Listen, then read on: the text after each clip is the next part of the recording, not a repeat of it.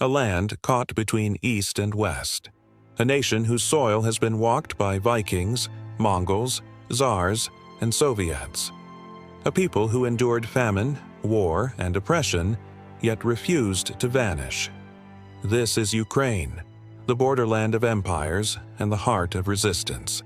From the ancient power of Kyivan Rus to the battleground of today's war with Russia, Ukraine's story is one of survival, freedom, and unbreakable spirit. To understand the world today, you must first understand the history of Ukraine. If you stand on the plains of Ukraine today, it's easy to see why this land has always been both a prize and a battlefield. Wide rivers, fertile soil, and a position at the crossroads of Europe and Asia meant that for thousands of years, people have fought over it, settled on it, and built civilizations here. Ukraine's story is one of survival, resilience, and the never-ending struggle for freedom. Long before the word Ukraine existed, this land was home to some of Europe's earliest known cultures. Around 5000 BC, the Trypillian culture flourished here, building settlements, farming the Black Earth, and leaving behind pottery that still amazes archaeologists today. Later, nomadic Scythians roamed the steppes, famous for their golden treasures and their skills in horseback warfare. This was a land where civilizations collided. Greeks founded colonies on the Black Sea coast, and later Goths, Huns, and Slavs all passed through. By the 9th century, the Eastern Slavs had established a powerful state known as Kyivan Rus, with Kiev as its capital.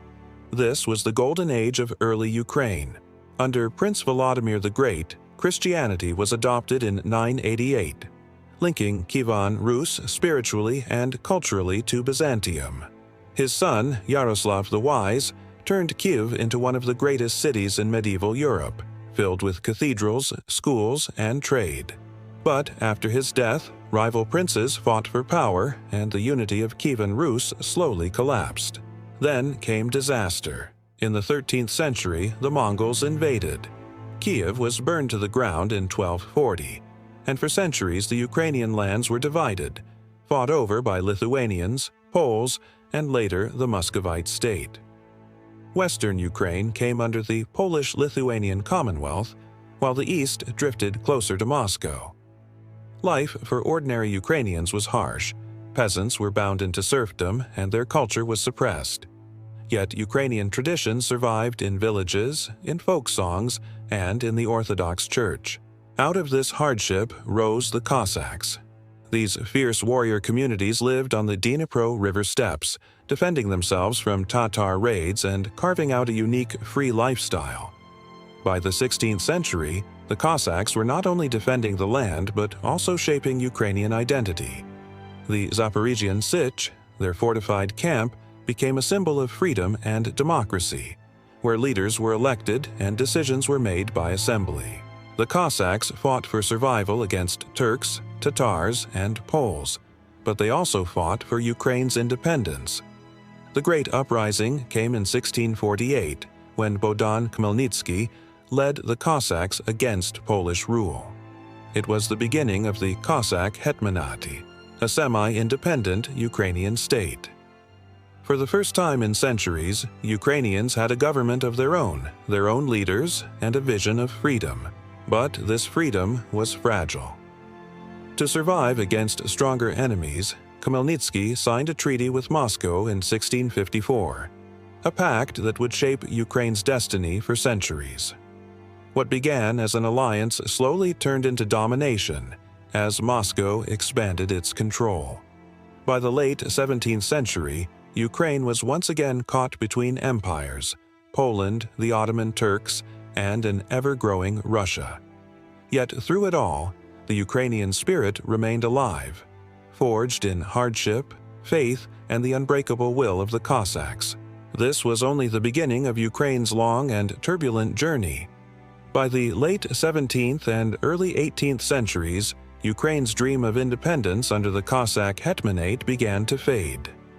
The treaty with Moscow in 1654, which was meant to be a military alliance, gradually turned into subjugation. The Russian Tsars slowly chipped away at Ukraine's autonomy. Hetmans who resisted were crushed. The Zaporizhian Sich, the symbol of Cossack freedom, was destroyed by Catherine the Great in 1775. Ukraine-AS lands were swallowed by two giants, Russia in the east and Poland in the west. For the next century, Ukraine became a land divided. In the east and center, Russia imposed its rule with a heavy hand. Ukrainian language was restricted, publications were banned, and the Orthodox Church was brought under Moscow's control. In the west, much of Galicia and Volhynia fell under the Austrian Habsburg Empire. Life for peasants was brutal across both empires. Serfdom chained millions of Ukrainians to the land, forced to labor for landlords with almost no rights. Yet in the hearts of the people, the songs, traditions, and language of Ukraine survived. The 19th century brought both hardship and hope. Across Europe, nationalism was rising, and Ukraine was no exception. Secret societies and poets began to dream of an independent Ukraine. Writers like Taras Shevchenko, often called the father of Ukrainian literature, stirred the people with powerful poems about freedom, oppression, and the beauty of the homeland. His works were banned by the Russian authorities, but they spread in secret, inspiring generations to come. In western Ukraine, under Austrian rule, there was slightly more cultural freedom. Ukrainians there began to form political groups, publish newspapers, and push for rights. By the late 1800s, as industrialization spread, workers and peasants in Ukraine became restless, demanding change. The seeds of revolution were being planted. When World War I broke out in 1914, Ukraine found itself once again torn between empires. Ukrainian men were forced to fight on both sides, some in the Russian army, others in the Austro-Hungarian army. Villages were destroyed, millions displaced, and hunger spread across the land. But out of the chaos came opportunity. With the Russian Empire collapsing in 1917 after the Bolshevik Revolution, Ukrainians declared independence. The short-lived Ukrainian People's Republic was born, yet independence was fragile.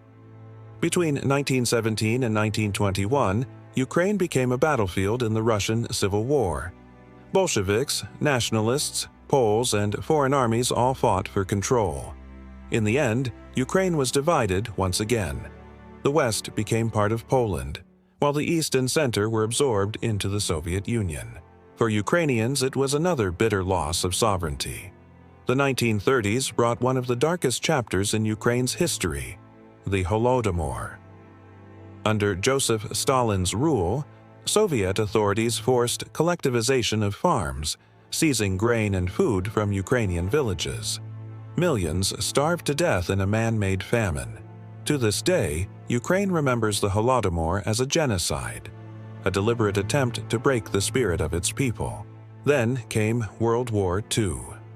When Nazi Germany invaded the Soviet Union in 1941, Ukraine once again became a battlefield. Hitler's forces swept across the land, and millions of Ukrainians perished. Jews in particular faced extermination in the Holocaust. Some Ukrainians resisted with the Soviet Red Army, others joined partisan groups, while a few even sought independence by collaborating against both powers.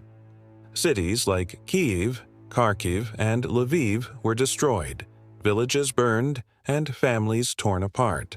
By the time the war ended in 1945, Ukraine had lost more than 7 million people. Despite the devastation, Ukraine emerged as one of the founding republics of the Soviet Union, but independence was still a dream deferred. Moscow ruled with an iron fist, rebuilding the land but controlling every aspect of life. Yet the spirit of survival, forged through centuries of struggle, still lived within the Ukrainian people. After the devastation of World War II, Ukraine lay in ruins, but the Soviet Union saw it as vital to its empire. Entire cities had to be rebuilt from the ashes. Factories, mines, and collective farms were reconstructed under Stalin's watchful eye. But the suffering did not end. Political repression continued, with intellectuals, writers, and anyone suspected of nationalism silenced or sent to Siberian camps.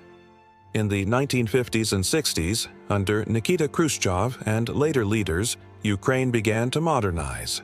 Heavy industry boomed, cities like Kyiv and Donetsk grew, and education levels rose. Yet Moscow's grip was never loosened. The Ukrainian language was discouraged in schools and public life, while Russian culture dominated. Even the church was suppressed, with religious practices forced underground.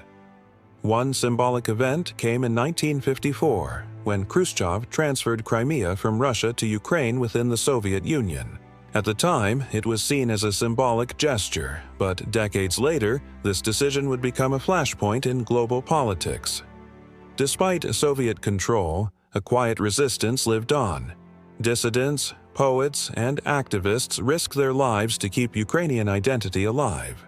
Underground publications, secret cultural meetings, and even music became tools of survival.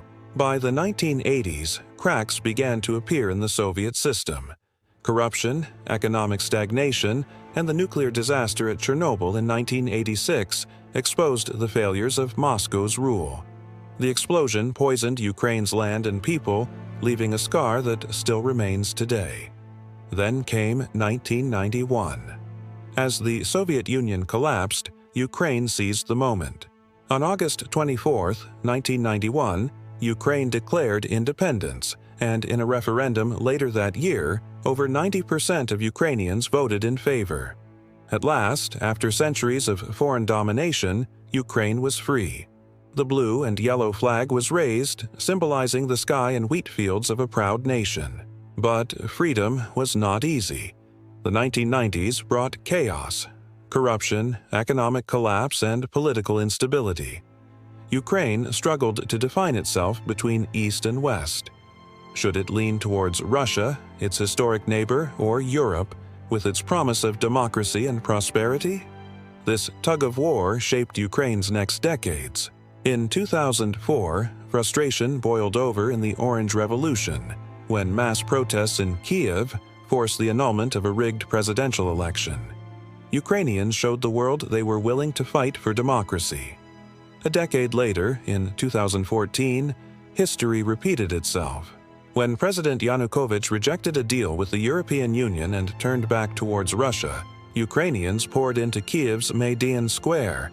The Revolution of Dignity ended with his ouster, but at a terrible cost, as protesters were met with violence and bloodshed. That same year, Russia struck back. Vladimir Putin annexed Crimea, claiming it was historically Russian. Soon after, war broke out in eastern Ukraine, as Russian-backed separatists seized parts of the Donbas region. The dream of a peaceful future was shattered once again. Then, in February 2022, the unthinkable happened. Russia launched a full-scale invasion of Ukraine.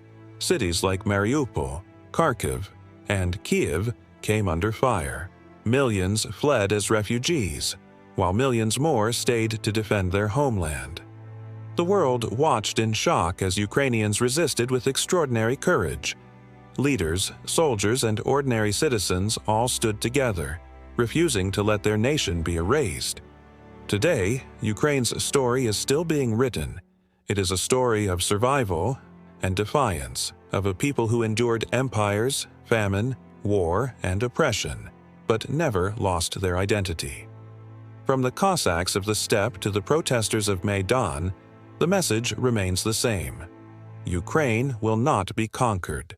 Ukraine as history is not just its own. It is a reminder to the world that the fight for freedom never ends.